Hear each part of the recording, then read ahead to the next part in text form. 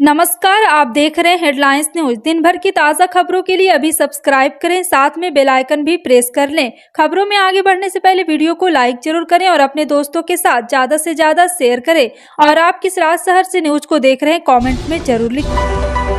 बता दें, महाराष्ट्र में एनसीपी चीफ शरद पवार के फिर से पार्टी की कमान संभालने के बाद सबसे ज्यादा हलचल बीजेपी में मानी जा रही है। राजनीति के सातिर खिलाड़ी पवार के इस दांव से बीजेपी के उन मंसूबों पर पानी फिरता दिख रहा जिनसे वो आने वाले चुनाव में सह और मात का खेल खेलना चाहती थी। एक वक्त पर लग रहा था कि एनसीपी में भी दो फाड़ हो सकते थे और शरद पवार की मेहनत से सींची हुई इस पार्टी का भी वही हाल हो सकता था जो शिवसेना का हुआ। लेकिन शरद पवार की आखिरी चाल का किसी को भी अंदाजा नहीं था। अब अगर एनसीपी अगले एक साल में अपनी ताकत और बढ़ाती है तो ये बीजेपी के लिए एक बड़ी चुनौती के तौर पर होगा। पश्चिम बंगाल के मुख्यमंत्री ममता बनर्जी ने कर्नाटक के लोगों से बीजेपी को वोट न देने की अपील की है। उन्होंने सोमवार को कहा कि कर्नाटक के भाई और बहनों से मेरी एक ही अपील है, कृपया स्थिरता और विकास के लिए मतदान करें, बीजेपी को वोट न दे, वे खतरनाक है। कर्नाटक में विधानसभा चुनाव के लिए 10 मई को मतदान होना है। मुख्यमंत्री ने द केरला स्टोरी फिल्म को लेकर भी प्रतिक्रिया दी है।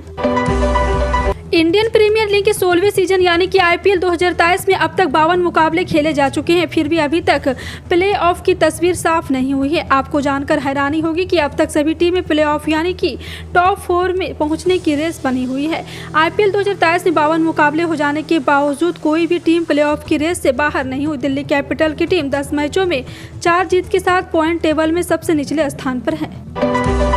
बाहुबली नेता आनंद मोहन सिंह की रिहाई के खिलाफ याचिका पर सुप्रीम कोर्ट ने बिहार सरकार से जवाब मांगा। दिवंगत आईएएस जी कृष्णैया की पत्नी उमा कुश कृष्णैया की याचिका पर नोटिस जारी करते हुए कोर्ट ने बिहार सरकार से रिकॉर्ड पेश करने को कहा है। कोर्ट ने मामले में केंद्र सरकार और आनंद मोहन को भी नोटिस जारी किया है, साथ ही 2 हफ्ते में अगली सुनवाई की बात भी कही है। कर्नाटक विधानसभा चुनाव में मराठियों के मुद्दे को लेकर राज ठाकरे और उद्धव ठाकरे की पार्टी एक मंच पर नजर आ रही है। दोनों ही दल महाराष्ट्र एकीकरण समिति को सपोर्ट कर रहे हैं। चीफ राज ठाकरे ने सोमवार को ट्वीट कर लोगों से एमईएस के उम्मीदवारों को वोट देने की अपील की। राज ठाकरे ने ट्वीट किया कि कर्नाटक विधानसभा चुनाव 10 मई को होने जा रहे हैं। मैं सीमावर्ती क्षेत्रों में अपने मराठी भाई और बहनों से अपील करता हूं कि एकजुट होकर महाराष्ट्र एकीकरण समिति के उम्मीदवारों के लिए मतदान करें। नागरिक उड्डयन क्षेत्र के रेगुलेटर डीजीसीए ने गो फास्ट को डायरेक्ट या इनडायरेक्ट तरीके से हवाई टिकट बुकिंग करने पर फौरन रोक लगाने का आदेश दिया है। साथ ही डीजीसीए ने सुरक्षित, नियमित और भरोसेमंद तरीके से उड़ान भरने में असफल कहने पर एयरक्राफ्ट रूल्स 1937 के नोटिस जारी किया है। डीजीसीए 15 दिनों के भीतर गो फास्ट से नोटिस जवाब देने को कहा है। गो फास्ट के अचानक उड़ानें रद्द करने के फैसले और खुद को आईबीसी के तहत दिवालिया घोषित करने के लिए एनसीएलटी में आवेदन देने के चलते डीजीसीए ने गो फास्ट एयरक्राफ्ट रूल्स 1937 के तहत कारण बताओ नोटिस जारी किया। खुद को राजनीति का जादूगर बताने वाले कांग्रेस नेता और राजस्थान के सीएम अशोक गहलोत ने चुनाव से ठीक पहले फिर एक बड़ा दांव चला है। सचिन पायलट धड़े से बढ़ते अदावत को देखते हुए गहलोत ने एक बार फिर 2020 की उस तस्वीर की याद दिलाई जो कांग्रेस के लिए संकट के बादल लाई थी। गहलोत ने पायलट धड़े को विधायकों पर बीजेपी से करोड़ों रुपए लेने की बात सार्वजनिक तौर पर कही और इस बीच बीजेपी नेता पूर्व मुख्यमंत्री वसुंधरा राजे को भी इसमें घसीट लिया है। सरकार गिराने के लिए इस्तीफा देने वाले विधायकों को 5 साल तक चुनाव लड़ने से रोकने की मांग वाली याचिका सुप्रीम कोर्ट ने खारिज कर दी है। मध्य प्रदेश की कांग्रेस नेता जया ठाकुर ने दाखिल याचिका की थी। चीफ जस्टिस ने कहा था कि अनुच्छेद 191 विधायक चुने जाने के लिए अयोग्यता दी गई, हम अपनी तरफ से नया नियम नहीं बना सकते। मध्य प्रदेश की कांग्रेस नेता जया ठाकुर इस मामले को कई बार उठा चुकी। जया ने साल 2021 में सरकार को गिराने के मकसद से इस्तीफा देने वाले विधायकों पर एक्शन लिए जाने को लेकर कोर्ट में याचिका दायर की थी।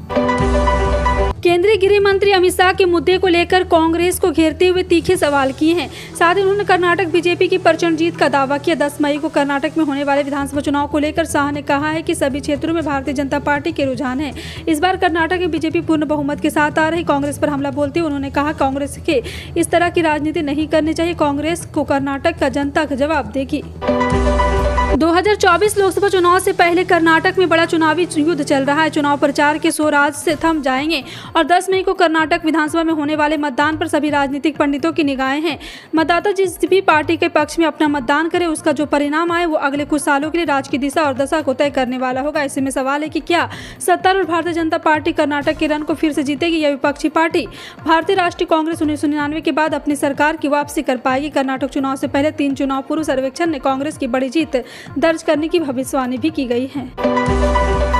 उत्तर प्रदेश में निकाय चुनाव के अंतिम चरण का प्रचार अभियान तेज हो चुका है। राज्य में बीजेपी और समाजवादी पार्टी के अलावा चुनाव में बीएसपी और कांग्रेस भी अपने दांव आजमा रहे हैं। इसी बीच सुभाषपा प्रमुख ओम प्रकाश राजभर का बयान फिर से चर्चा में बना हुआ है। हालांकि इस बार ओपी राजभर बीजेपी की मुसीबत बढ़ाते नजर आ रहे हैं। अब सुभाषपा प्रमुख ने अपने ताजा बयान में कहा है कि दिल्ली का रास्ता यूपी से होकर जाता है, जाओ मायावती जी के पास उनका समर्थन मांगो।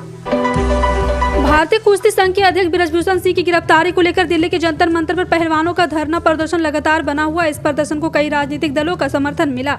वहीं एक बार फिर एक एक करके नए किरदारों की एंट्री इस प्रदर्शन में हो रही। खाप पंचायत के सदस्य अब इस प्रदर्शन में शामिल हो गए हैं और आपको बता दें कि इस पंचायत में पंजाब के किसान संगठन भी शामिल हुए हैं।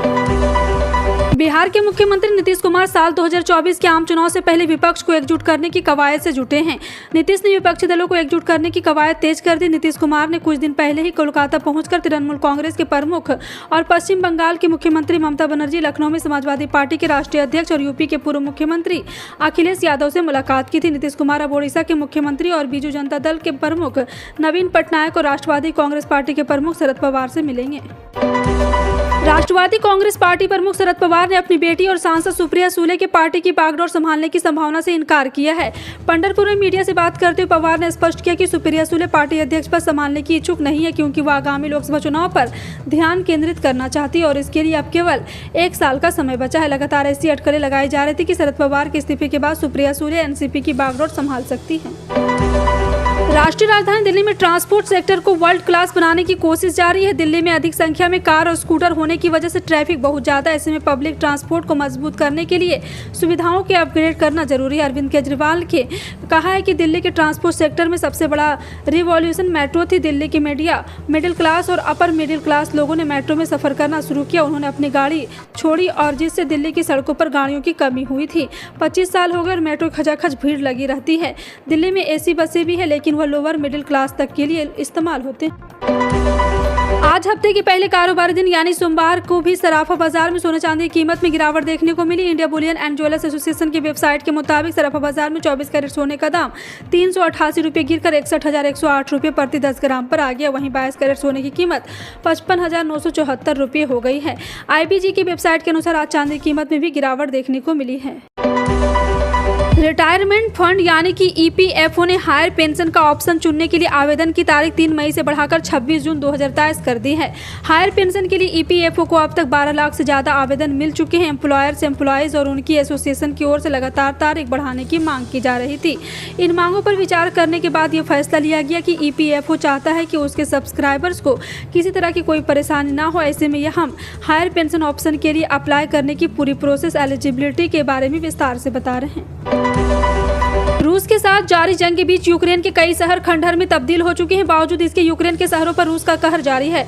रविवार की रात यूक्रेन के लिए किसी डरावने सपने की तरह था। इस रात में रूस ने कीव के साथ अन्य शहरों पर जमकर ड्रोन, मिसाइल और हवाई हमले किए। रूस ने इस दौरान यूक्रेन के शहरों को तबाह करने के लिए ईरानी ड्रोन सहित का इस्तेमाल किया। उधर यूक्रेन का दावा है कि यूक्रेनी सेना ने रूस के सभी 35 ड्रोन मार गिराए।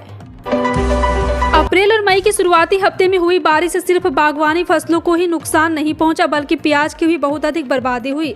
इससे मध्य प्रदेश में प्याज उत्पाद किसानों की कमर टूट गई। कहा जा रहा है कि बेमौसम बारिश की वजह से खेत में प्याज की फसल बिगड़ गई। इससे सीधे पौधे सहित प्याज सड़ने लगी। वहीं जिन प्याजों की खुदाई हो गई थी वो भी खेत में भीग कर सड़ गई। ऐसे में किसानों को लाखों रुपये का नुकसान हुआ। अब मजबूरी में किसान सरकार मुआवजे की मांग कर रहे हैं। एंटी माफिया अभियान के दौरान उज्जैन पुलिस एक अनोखे अंदाज में नजर आई, जिसमें नगर निगम प्रशासन के साथ पुलिस टीम ढोल बाजों के साथ चिन्हित गुंडों के अवैध अतिक्रमण को हटाने के लिए निकली। इस टीम ने सबसे पहले पिपली नाका इलाके में स्थित हरिहर नगर में एक गुंडे के 2 घर को अवैध अतिक्रमण से ढहा दिया और इस दौरान एक और ढोल वाले तेजी से ढोल बजा रहे थे, तो वहीं दूसरी ओर JCB अवैध अतिक्रमण को तोड़ रही थी। अवैध अतिक्रमण हटाने के दौरान पुलिस के इस अनोखे अंदाज को पूरे क्षेत्र में चर्चा हो रही थी। केंद्र की मोदी सरकार PM किसान सम्मान निधि योजना का लाभ लेने के लिए वंचित हो सकते हैं। जी हां, आपको बता दें कि इसके तहत अब अगली किस्त अकाउंट में ट्रांसफर करने जा रही है, जिसकी चर्चा तेजी से चल रही है। इस बीच किसानों को एक और तगड़ी सौगात मिलने जा रही। माना जा रहा है कि सरकार किसानों को मिलने वाली किस्त की राशि दोगुनी बढ़ोतरी करने जा रही है। अब किस्त में 2,000 की जगह सीधे 4,000 रुपये आएंगे, जिसके सरकार के भंडार पर आर्थिक भार पड़ेगा। केंद्र सरकार यह फैसला किसी भी दिन ले सकती है, जिससे लोगों के चेहरे पर काफी रौनक भी दिख रही है। वैसे आधिकारिक तौर तौर पर तो कोई ऐसा ऐलान नहीं किया गया, लेकिन मीडिया की खबरों में बड़ा दावा किया जा रहा है। आज बढ़ती हुई खाद्य महंगाई दुनिया के कई देशों के लिए चिंता का सबब बनी हुई, खासकर विकसित देश भी बढ़ती महंगाई से त्रस्त दिख रहे हैं। हालांकि भारत ऐसे समय पूरी दुनिया के लिए नजीर बना हुआ है, जहां महंगाई काबू में है।